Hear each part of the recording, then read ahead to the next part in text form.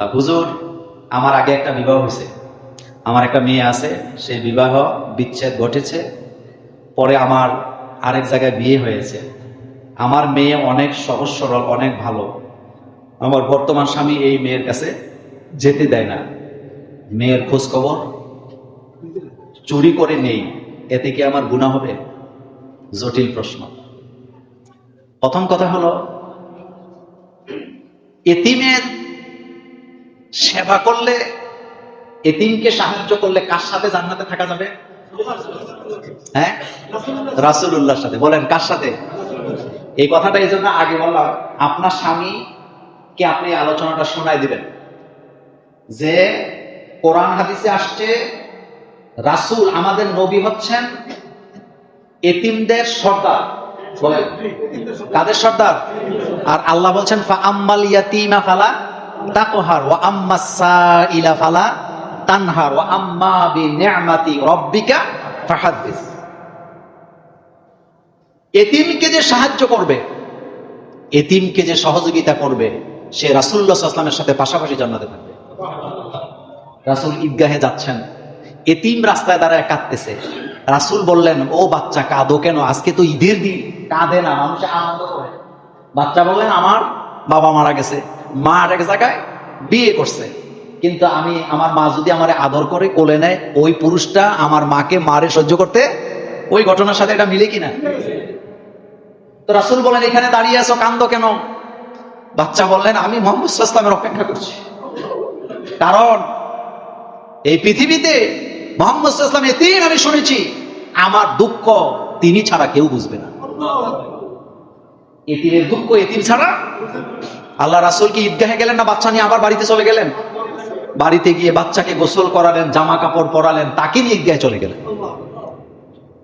এটা হলো স্বামীর প্রতি কথা। দ্বিতীয় কথা হলো, স্বামীর উপরে কোন স্ত্রী স্বামীর অনুমতি ছাড়া কিছুই করতে পারবে না, এটা সুযোগ নেই।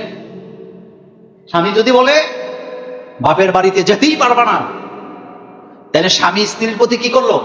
জুলুম করলো। কারণ তারও আত্মীয় আছে, তারও আত্মীয়তা সম্পর্ক বজায় রাখাটা এটা ফরজ, কথা ঠিক কিনা? কিন্তু আপনি কেমন স্বামী? আপনি কি রাষ্ট্রপ্রধান হয়ে গেছেন একটা একটা ঘরের পরিবারে?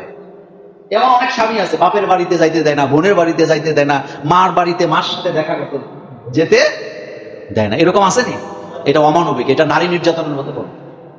আপনি এগুলা করবেন না। সবারই কি আছে? স্বাধীনতা আছে, বৈধ স্বাধীনতা। বাধা দেওয়ার অধিকার কারো নেই। সেজন্য আপনি স্বামীকে বুঝান যে সে আমার মেয়ে, তুমি তাকে জন্ম দেও নাই, কিন্তু আমি তো তাকে পেটে ধরছি, কথা ঠিক না? আর আপনি যদি তার সন্তানকে সহ্যই করতে না পারবেন, তা আপনার মতো এত ছোট মানুষের মানুষ এই রকমের একটা বিয়ে করতে গেলেন কেন?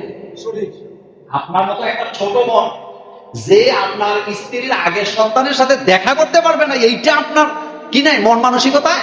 নাই তো আপনি এমন বিয়ে করার দরকারটা কি ছিল?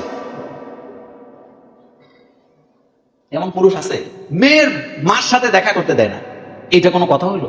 বাপের বাড়িতে যাইতে দেয় না বছরের পর বছর, এরকম নির্যাতনকারী পুরুষ আসেনি? আজীব কারবার। আরে তার তো আত্মীয় স্বজন আছে, আপনি প্রয়োজনে তাকে তার মা বাপের বাড়িতে বোনের বাড়িতে নিয়ে যাবেন, কিন্তু তাকে যেতে দিবেন না। তার আগে বাচ্চা আছে এটা জেনেই আপনি কি করছেন? বিয়ে করছেন। সুতরাং তার অধিকারটা আপনি দিবেন। তার তো বাচ্চা, তার তো মেয়ে, সে তো এটাকে পেটে ধরছে।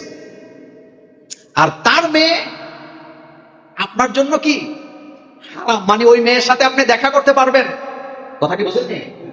এটা তো মোহ না, আপনি তার সাথে দেখা করতে পারবেন। আর এতিম হিসাবে আপনি তার দায়িত্ব নেন, তার সাথে যদি আপনি যোগাযোগ করেন। আমি আপনাকে বললাম, এই আলোচনা গত জুমার আগের জুমায় করেছিলাম যে 6টা আমল করলে রাসূল সাল্লাল্লাহু আলাইহি ওয়াসাল্লামের সাথে জান্নাতে থাকা যাবে। এর মধ্যে একটা ছিল এতিমকে যারা কি করবে? সাহায্য করবে। সুতরাং আপনি ব্রড মাইন্ডের হন, মনটাকে বড় করেন। রাসূল সাল্লাল্লাহু আলাইহি ওয়াসাল্লামের মন ছোট ছিল না বড় ছিল? বড় ছিল। রাসূল সাল্লাল্লাহু আলাইহি ওয়াসাল্লাম একটা পালক পুত্র আছে না রাসূলের? নাম কি? যায়েদ ইবনে হারেসা। রাসূল লালন পালন করছে।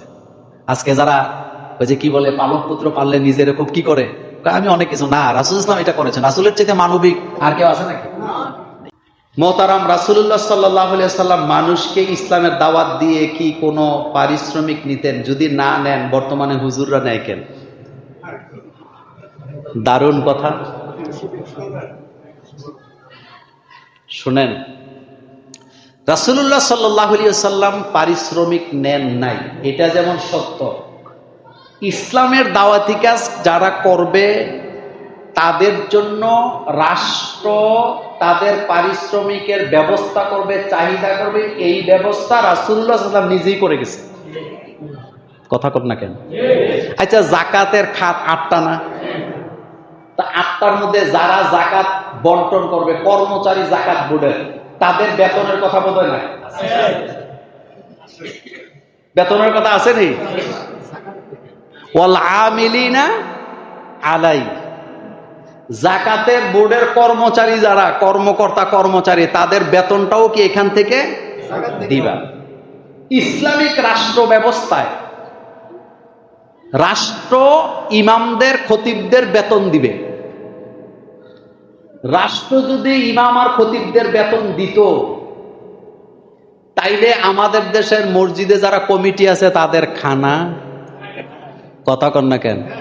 আসরের পরে আর হুজুরে নিয়ে মিটিং করে মাগরিবের পরে বাতিল করার সুযোগ নাই।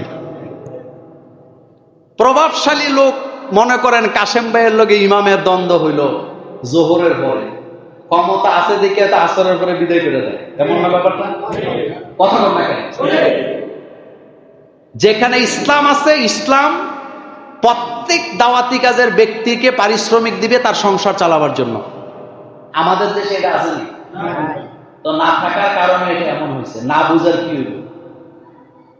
পারিশ্রমিক আপনি কাউকেই দেন না, আমাদেরকে কি পারিশ্রমিক দেন আপনি? একটা লোক, এই যে ইমাম সাহেব, আপনি তারে কয় টাকা দেন? আপনি তার ডিউটি হিসাব করলে আপনি দেখেন তো। কয়েকদিন আগে বাংলাদেশের একজন ঊর্ধ্বতন কর্মকর্তা, যারা বিভিন্ন ব্যাপারে রাষ্ট্রের সিদ্ধান্ত নেয়, এরকমের একজন লোকের সাথে আমার দেখা হয়েছিল, একসাথে অনেকক্ষণ ছিল। তিনি বলেছেন, নাম বলবো না, তিনি বলেছেন, এই যে রাষ্ট্রের বড় বড় মানুষগুলো আপনারা দেখেন, এই লোকগুলা যদি কাজ করত রাষ্ট্র অনেক আগে যেত, কিন্তু হয় না কেন জানেন? হাতে মিটিং এ যা চেয়ারটা একজনের টান দিয়ে দেয়, হাতে বসে নাস্তা করে, ওই বস যা কয় ইয়েস স্যার বলে মিটিং শেষ করে আরেকজনের চেয়ার টান দিয়ে দেয়, হাতে চলে যায়। হাতে মনে করে আমার চেয়ার আছে মানে সব আছে, রাষ্ট্রের কাম হইলে হোক, না হইলে না হোক, এই জন্য রাষ্ট্রের কোনো কাম কাজ হয় না। কিন্তু ইমাম মুয়াজ্জিনদের এই রকমের অবহেলার কাজ আপনারা দেখছেন? ফজরের আজান মাগরিবের সময় দিলে ইমামতি থাকবো নি? কথা কন না কেন?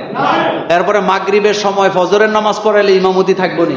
কিন্তু বড় বড় রাবক বলতে ঠিকই থাকে, যত চুলকানি হুজুরদেরকে নিয়ে এরকম হয়েছে, এরকম হয়েছে, এরকম হয়েছে, এরকম হয়েছে, সব ছাড়েন, একেবারে ব্রড মাইন্ডের হন, ব্রড মাইন্ড হন। আমি আগে নিজেরে দেখব, আমার নিজেকে আগে দেখব। যেই মসজিদের সভাপতি আর ইমাম একই কাতারে নামাজ পড়ে, একই সাথে নামাজ পড়ে, সভাপতি সাহেব বাজার করে একদিনে 25,000 টাকা, আর ইমাম সাহেবের বেতন হলো 3,000 টাকা। তো বাজারে গেলে ইমাম সাহেব যায় বলে যে আমি ইমাম, আমার 500 টাকা তেলের দাম 300 টাকা রাখেন, এমন নাকি? হুজুর দেখলে রিক্সাওয়ালা বেশি চায়, কয় হুজুর আপনি না দিলে কে দিবে? যাক, কথা লম্বা করলাম না, এগুলি হইল কথা বলার জন্য বলা। শেষ, তরুণ মুসলিমদের জন্য ইসলামিক জীবন যাত্রার সবচেয়ে বড় চ্যালেঞ্জ কি? দেখেন, তথ্য প্রযুক্তি আমাদেরকে ধ্বংসের দিকে নিয়ে গেছে। একথা সত্য না মিথ্যা? আপনি ফেসবুক চালান, ইউটিউব চালান, আপনি যেই জিনিস দেখতে চান না সেটা আপনার সামনে বেশি বেশি আসবে, আর যেটা আপনি দেখতে চান এটা সার্চ দিয়েও বাইর করা যায়। এই কথাটা সত্য না মিথ্যা? দেখবেন খারাপ খারাপ ভিডিও, অশ্লীল নাটক, এগুলা আপনার সামনে জোর করে এনে দিয়ে রাখে, কিন্তু ইসলামিক কন্টেন্ট যেগুলা, এগুলা সার্চ দিয়ে বের করা লাগে, কষ্ট। তরুণ যুব সমাজকে রাসূল সাল্লাল্লাহু আলাইহি ওয়াসাল্লাম ইসলামের দাওয়াত কম দিছে না বেশি দিছে?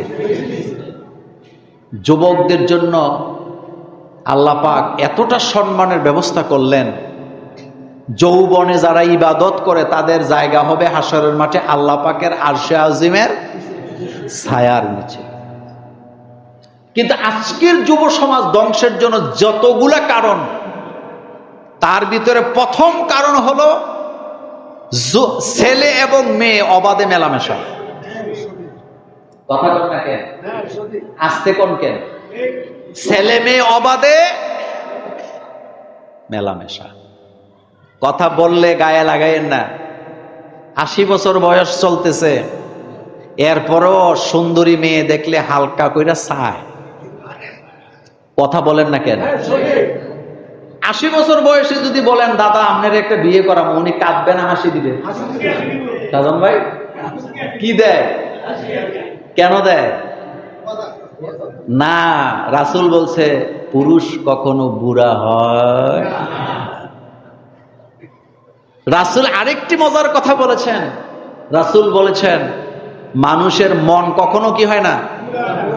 মন বুড়ো হয় না, দেহটা বুড়ো হয়ে যায়, এটা চলে না। প্রথম হচ্ছে ছেলে মেয়ে অবাধে মেলামেশা বন্ধ করে দিতে হবে, যেটা আফগানিস্তানে আছে নেই? অবাধে মেলামেশা নেই। বিভিন্ন ইসলামিক কান্ট্রি, অনেকগুলা দেশের নাম আপনাকে বলতে পারবো, অবাধে মেলামেশা নাই, কিন্তু আমাদের দেশে সব চলে। 2 নাম্বার, এই যে হাতের মোবাইল, এটা আমার জন্য সবচেয়ে বড় ধ্বংসের কারণ, যদি আমি এটাকে ব্যবহার করতে না জানি। এই জন্য আমার কাছে মনে হয় ভবিষ্যতে মোবাইল চালানের ক্ষেত্রে যুবক যুবতীদেরকে ট্রেনিং দেওয়া দরকার, যে কোনটা চালাবা কোনটা চালাবা না, কোনটা দেখবা কোনটা দেখবা না। কারণ এই মোবাইলের কারণে জিনার সাথে সম্পর্ক বেশি বেড়ে গেছে। এটা খুব খারাপ জিনিস। 3 নাম্বার, কলেজ ভার্সিটিতে পর্দার কোনো কি নাই, বালাই নাই। আপনি বলেন আর কি 90% মুসলমানের দেশ, কিন্তু এই যে বাইবাতে গেলে, চাকরিতে গেলে বোরকা পরা মেয়েদেরকে লাঞ্ছিত করা হয়, কম না বেশি? কথা কন না কেন? পর্দা ছাড়া গেলে প্রফেসরদের কোনো কথা নাই, যিনি বাইবা নিচ্ছেন বাইবা বোর্ডের লোকদের কোনো কথা নাই, কিন্তু বোরকা পরে গেলেই যত সমস্যা। এই শয়তানগুলি বোধহয় জায়গায় জায়গায় নাই। আসতে কইছেন কেন? আছে। বাধ্য করা হয়, চেহারাকে দেখা বাধ্য করা হয়। বাংলাদেশে বেপর্দা মেয়েদেরকে নিয়ে ইফটিজিং হয় না, এটা আমি বলবো না, কিন্তু পর্দানিশীল নারীদের সাথে, বাংলাদেশে পর্দাশীল নারীদের সাথে সবচেয়ে বেশি বেয়াদবি করা হয়েছে। বলার মতো লোক নাই, বলার মতো লোক নাই। সেজন্য সমাজ ব্যবস্থা, এই যুব সমাজকে ইসলামের পথে টানতে হবে।